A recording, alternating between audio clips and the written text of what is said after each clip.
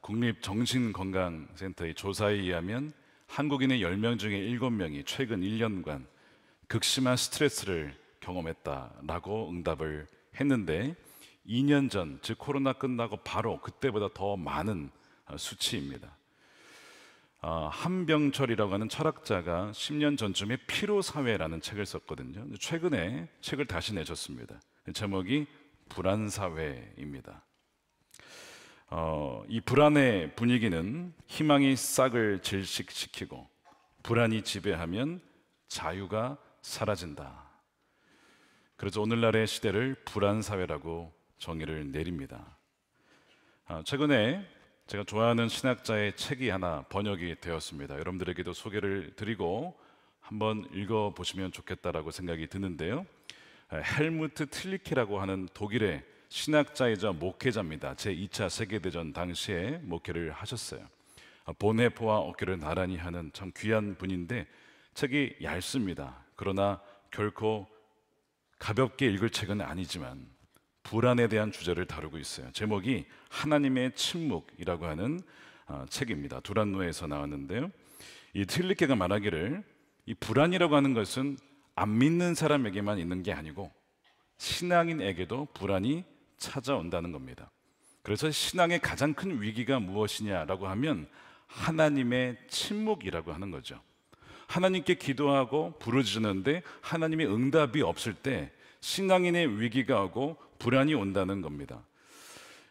그래서 이 틸리케가 이 책에서 세상에서 벌어지는 잔혹한 사건들에 대하여 왜 하나님은 간섭하지 않으시고 역사하지 않으시고 침묵하는 것처럼 보이는가? 그가 제2차 세계대전을 거치면서 물었던 질문입니다.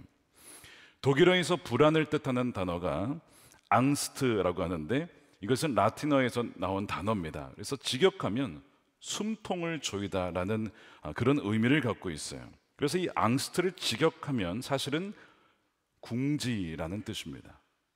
사람이 궁지에 몰리면 불안해하죠. 그리고 불안한 사람은 궁지에 몰리게 되면 선례를 찾기 어려운 방법을 선택하기도 합니다. 그래서 이 불안이라고 하는 것이 사람을 질식시키고 관점을 질식시키고 시야를 좁히며 차단한다는 거예요. 여러 가지 가능성이 없다라고 보면서 극단적인 선택을 하게 된다는 거죠. 그러나 이 불안에 대처하는 방법이 이것만 있는 건 아니고요. 또 다른 방법은 도피입니다. 도피. 그래서 의미를 묻지 않고 인간이기를 포기하며 익명의 존재가 되어 대중 속에 파묻히는 것이 불안에 대처하는 인간의 또 하나의 방식이라는 거예요.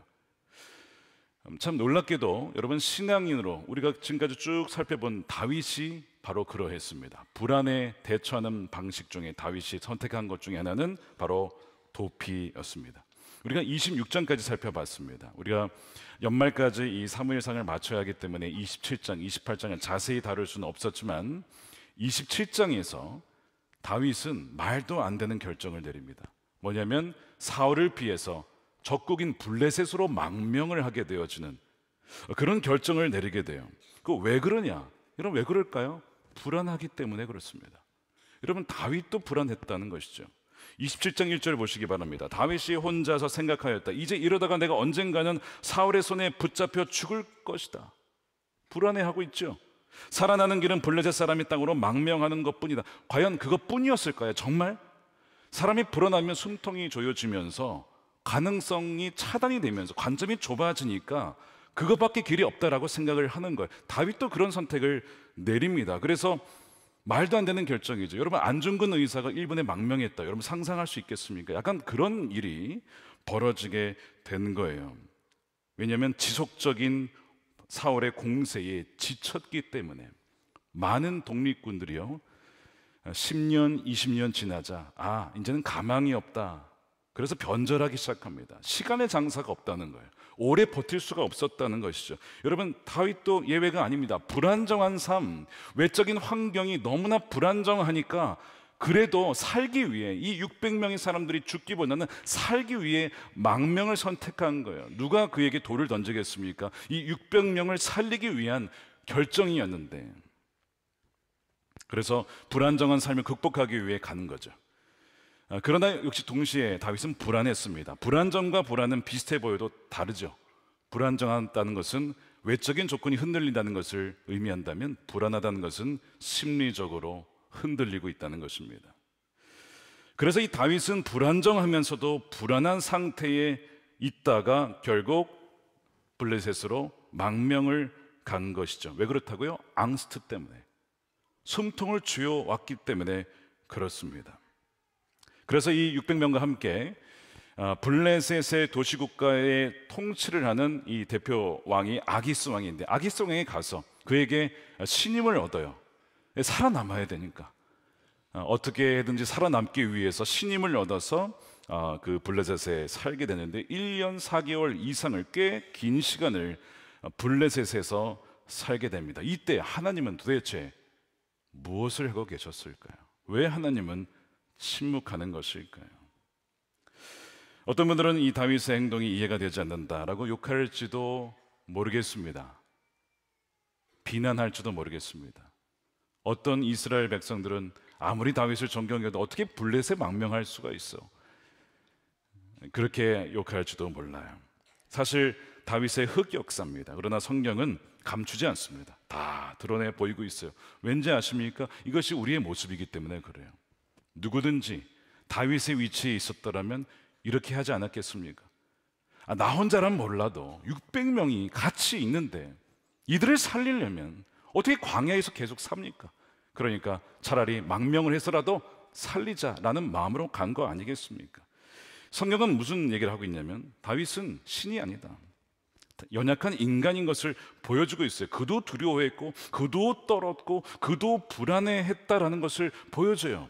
하나님 마음에 맞는 사람이라는 별명이 있지만, 그것은 그가 어떤 타고난 천성이 뛰어나서가 아니라, 그의 힘으로 어떤 환경도 극복할 수 있어서가 아니라, 하나님이 부어주시는 은혜와 능력 때문에 존재할 수 있는 자라는 것을 성경은 명확하게, 흔들리는, 불안정한, 불안해하는 다윗의 모습을 통해 은혜 없이는 살 수 없는 존재다. 누가요? 우리가 라고 하는 것을 보여주고 있는 것이죠. 우리가 28장을 다루지 않았지만 28장은 사울의 불안을 다룹니다. 불안했던 사울이 어떻게 하느냐. 사실 이제 이 28장은 29장 다음에 나와야 됩니다. 순서적으로는 29장이 먼저 나오고 28장이 역사적 순서는 맞지만 다윗의 이야기를 묻고 하다 보니까 아마 순서가 바뀐 것 같습니다. 어찌됐든 28장에 사울이 불안해합니다. 왜냐하면 이제 우리가 오늘 29장에 살펴본 것처럼 이 블레셋 군대가 이스라엘을 쳐들어왔거든요. 근데 그냥 쳐들어온 것이 아니라 전체가 다 모여서 연합군을 이루어서 쳐들어왔어요. 사울은 이 블레셋의 군대를 보고 겁에 질렸습니다. 근데 사울이 불안해한 것은 이것만이 아닙니다. 뭐였을까요? 하나님의 침묵입니다. 하나님께 기도해도 응답이 없는 하나님의 침묵이 사울의 불안을 더 가중시키죠. 사무엘상 28장 5절 보세요. 사울은 블레셋 군의 진을 보고 두려워서 마음이 몹시 떨렸어요. 6절 보십시오. 사울이 주님께 물었으나 주님께서는 그에게 꿈으로도 우림으로도 예언자로도 대답하여 주지 않으셨다. 이것이 더 그를 불안케 만든 것입니다. 하나님의 침묵이죠. 세 가지 응답의 통로가 있습니다. 하나는 꿈, 하나는 우림, 하나는 예언자. 꿈과 예언자는 아시죠? 우림은 무엇이냐? 제사장 옷, 에봇 안에 하나님의 뜻을 분별하는 도구가 있습니다. 예, 아니요 하라는 그 도구, 그것이 우림이에요. 근데 사울에게는 그것이 없습니다. 왜 없죠? 노베 제사장 85명을 다 죽였잖아요. 다 죽여버렸어요. 화난다고 해서, 배신자라고 해서. 근데 이제 와서 제사장으로부터 분별을 받으려고 해도 제사장들이 없는 겁니다. 그러니 분별을 받지 못하는 거예요. 그때 살아남았던 자가 아비아달. 누구와 함께 있습니까? 지금 다윗과 같이 있어요. 다윗은 하나님의 뜻을 분별할 수 있는 통로가 있는 거지만 사울에게는 없어요. 응답이 없는 적막한 하나님의 침묵이 장시간 이어지자 그의 불안을 가중시켰고 숨통을 조여옵니다. 궁지에 몰리면 쥐도 고양이를 무는 것처럼 사울도 그전에는 하지 않았던 선택을 하게 되는데, 그것이 뭐냐면 망령을 불러오는 엔돌의 무당을 찾아갑니다. 무속인을 찾아가요. 무속인을 찾아가서 나의 미래가 어떻게 될 것입니까? 이 전쟁에서 내가 이기겠습니까? 지겠습니까? 죽겠습니까? 사람은 누구나 자신의 미래가 궁금하죠. 그래서 무당을 찾아가서 물었는데 사울이 기대했던 답을 듣지 못합니다. 오히려 정말 두려운 말을 듣죠. 너 거기서 죽는다. 너의 아들도 거기서 죽는다. 이스라엘 패배한다. 이런 얘기를 듣는 거예요. 털썩 주저앉습니다. 이 사울이 그래도 이스라엘의 초대 왕입니다. 하나님을 한때 경배했던 왕인데 이 무당을 찾아간 것은 참 충격적인 일이죠. 깊은 불안이 그를 잘못된 길로 인도하는 것입니다. 사무엘이 있었더라면 좀 달랐을까요? 제사장들의 주변에 좀 있었더라면 좀 달랐을까요? 그러나 사실 하나님은 이 사울이 돌아오기를 기다리셨어요. 하나님의 침묵 속에서도 여전히 그를 기다리고 있었습니다. 왜냐하면 사울이 40년 동안이나 왕위를 유지했다는 것 자체가 하나님이 그를 기다리고 있었다는 것이죠. 무당을 찾아갈 것이 아니라 그래도 하나님께 나아가서 제사를 드리며 예배하며 잘못했습니다. 하나님께 나아갔었어야죠. 그런데 결국 그 마지막 찬스에서도 그는 결국에는 무당을 찾아가게 됩니다. 여러분, 불안 속에서 우리가 선택할 수 있는 것들이 많지 않아 보입니다. 그러다 보니 사울처럼 이렇게 말도 안 되게 점집을 찾아간다거나 다윗처럼 묻지도 않고 적극으로 망명을 간다거나 이런 선택을 내릴 수 있는 거예요. 그러나 여러분, 그것은 결코 옳은 방법이 아닙니다. 아무리 불안해도 하나님께 나아가야 되고, 아무리 불안해도 하나님은 우리와 함께 하시면 여러분 꼭 믿으셔야 합니다. 불안을 대처하는 방식이 있어서 사실 사울이나 다윗이나 별로 달라 보이지 않죠. 아시다시피 지난 주간 우리나라 전체가 지금 불안에 휩싸여 있습니다. 우리가 지금 처한 상황도 사울과 다윗과 크게 다를 바가 없습니다. 자, 이 불안한 상황 속에서 우리는 어떤 선택을 내려야 되고 무엇을 해야 되며 하나님의 뜻은 무엇일까가 너무나 궁금하지 않습니까?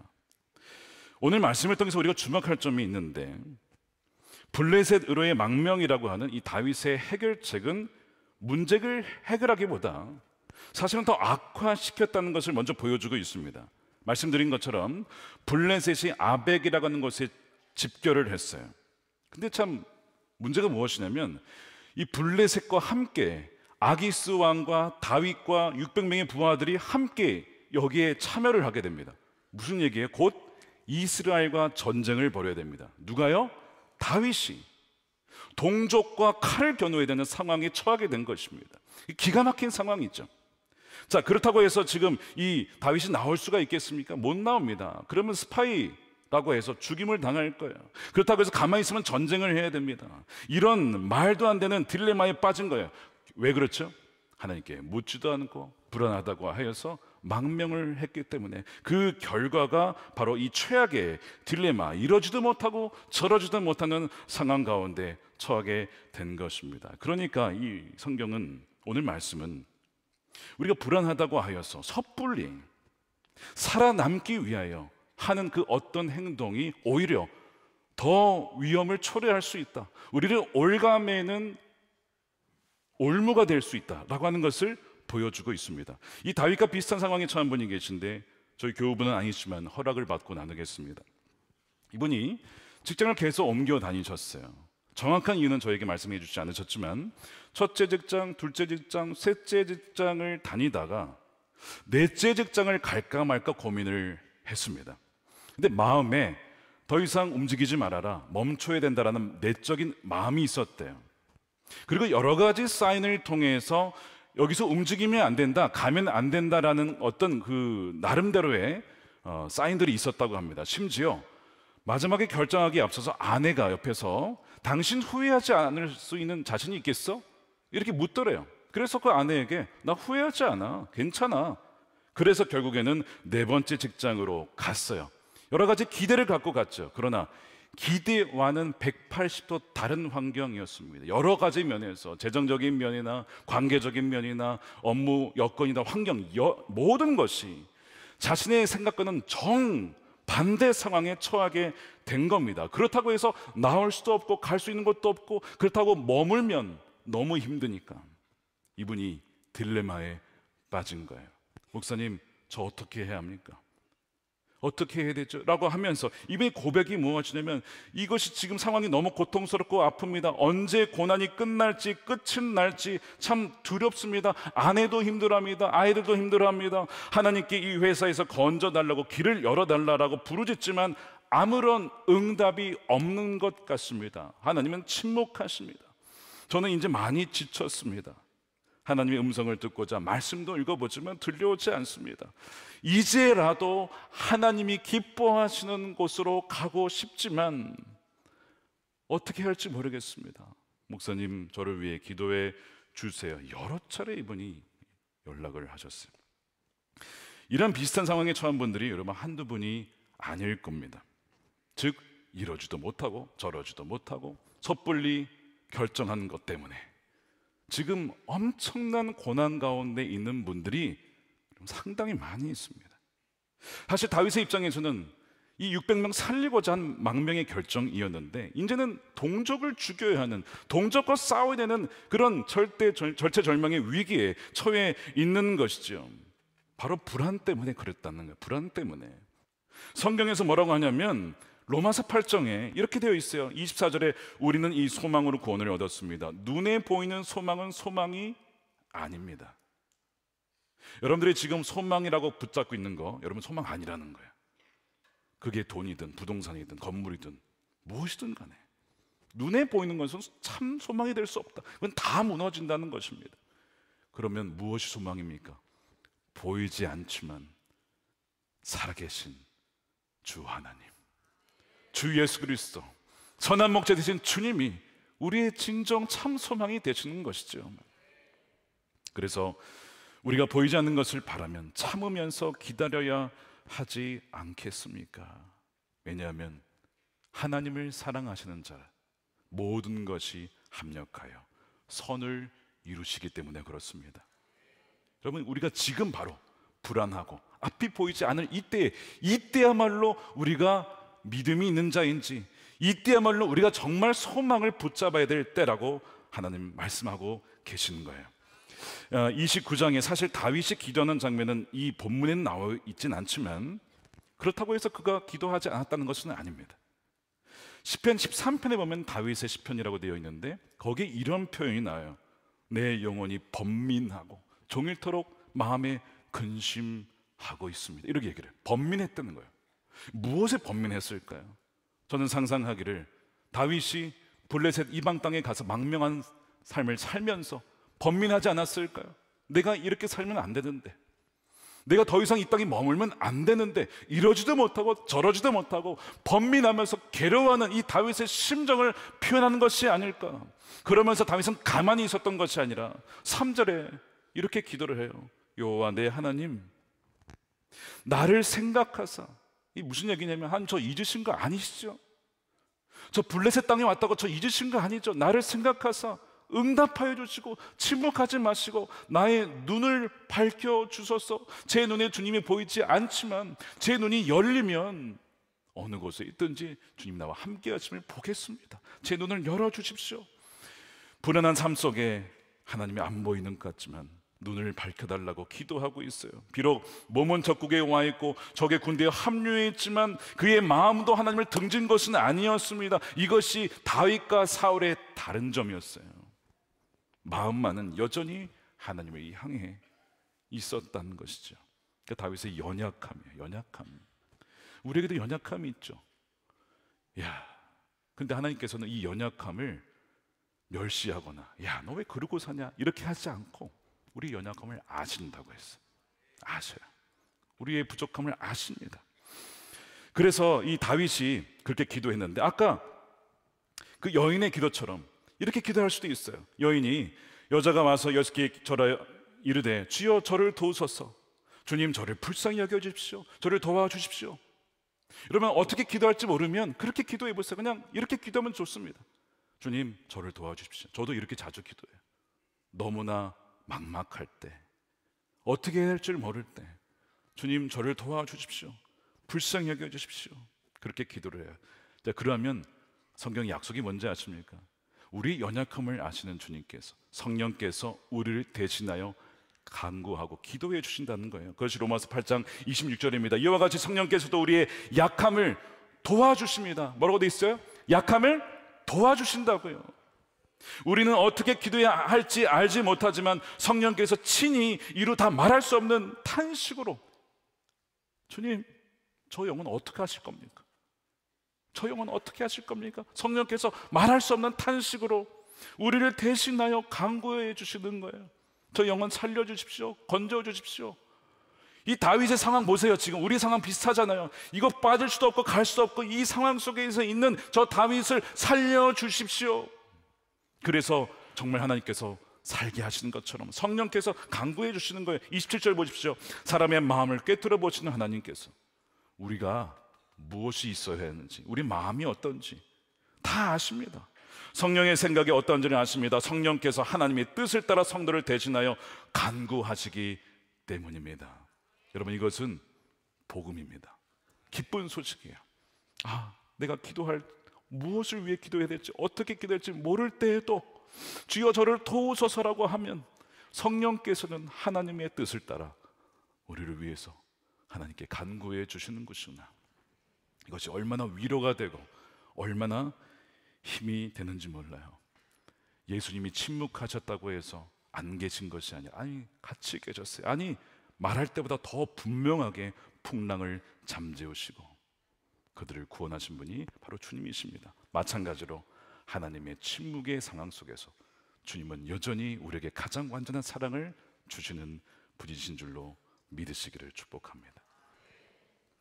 불안하시다면 세 가지를 정리하면서 기억하십시오. 첫 번째, 하나님의 침묵하신 것 같아도 여전히 사랑으로 역사하며 함께 하심을 믿으시고, 두 번째, 그 가난한 여인처럼 이렇게 기도하시는 거예요. 주여 나를 도우소서. 세 번째, 다윗처럼 기도하는 겁니다. 주여 나의 눈을 밝혀 주소서. 말씀을 붙들고 기도할 때 성령께서 하나님의 뜻 따라 우리를 위하여서 간구하여 주셔서 모든 것이 좋은 것이나 나쁜 것이나 기쁜 것이나 슬픈 것이나 모든 것이 합력하여 하나님의 선을 이루어지는 그 하나님의 섭리가 여러분들의 가정 가운데, 여러분들의 삶 가운데, 교회 가운데, 이 불안해하는 나라 가운데 임하게 되기를 주님의 이름으로 축원드립니다. 우리 함께 기도하겠습니다. 우리 두 가지 기도할 텐데, 첫 번째는 다윗처럼 사울처럼 섣불리 불안을 해결하고자 선택했던 그 어리석은 선택과 결정을 이 시간 회개하며, 주여 나를 불쌍히 여겨 주십시오. 불안해서 그랬습니다. 염려가 돼서 그랬습니다. 여러분, 그렇게 기도할 때 하나님은 다 아십니다. 우리가 얼마나 연약한지를 하나님 너무 잘 아세요. 우리를 책망하지 않으시고 내가 다 안다, 너가 왜 그때 그런 결정 내렸는지 나도 다 알아. 그러니까 내가 너를 위해서 온 거야. 우리가 그저 하나님께 고백하면 좋겠어요. 하나님, 제 자신으로서는 아무런 지혜도 없습니다. 참 무지합니다. 저를 불쌍히 여겨주십시오. 우리 기도했으면 좋겠고요. 두 번째, 어떠한 불안한 상황 중에도 하나님의 십자가에서의 완전한 사랑 안에 머물게 하여 주십시오. 완전한 사랑, 완전한 사랑, 부족한 사랑 아닙니다. 이미 완전한 사랑으로 우리에게 영원한 생명과 구원을 주신 그 완전한 사랑을 신뢰하여 이 불안한 전국과 이 시국 속에서 믿음으로 주님과 손 붙잡고, 마치 어린아이가 아무리 어두운 골목을 지나가도 아빠 손 붙잡으면 두려워하지 않는 것처럼 주님 손 꼭 붙잡고 한 걸음 한 걸음 주님과 함께 나아가신 여러분 되시기를 축복합니다. 우리 함께 그것을 가지고 기도하도록 하겠습니다.